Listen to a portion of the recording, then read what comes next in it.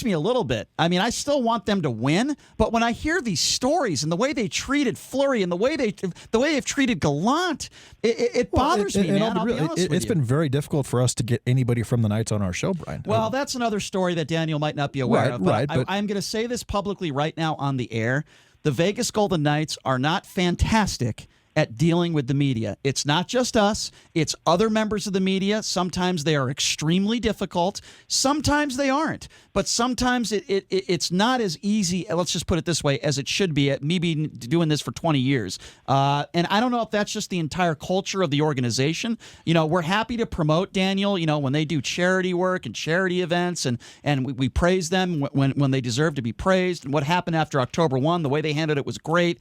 But I guess my question to you is, based on everything I just said and what we've been talking about, does that a factor at all with you as buying season tickets and being a fan? Can you talk to me about that?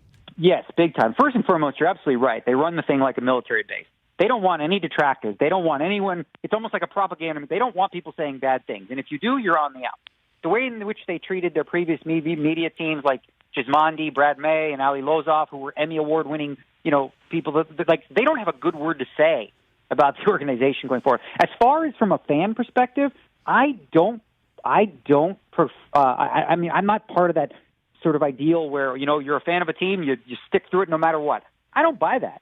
I get to choose who I root for, and when an organization treats its players so poorly, I can root for the players to succeed, and I do, because I like the players, right? Having said that, I found myself, and I couldn't help it, I found myself laughing when they lost in overtime and rooting for Dallas. Wow, because did you really? In the first two seasons, I cried. I was in tears. I was anxious in the overtime against San Jose. Right. Like, I was a diehard for 2 years, but watching systematically them destroy the relationship with the fan base, like you have to ask yourself. But this is a big deal. When you want to make a big decision or a big change, right?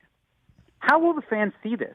When you're so arrogant that you give zero thought to it whatsoever in how this looks. When you cut the head off Gallant and Fleury, the two most beloved members, they love those guys. They don't love you. Those are the ones they love. So if you're going to make those changes, you better be right. Right.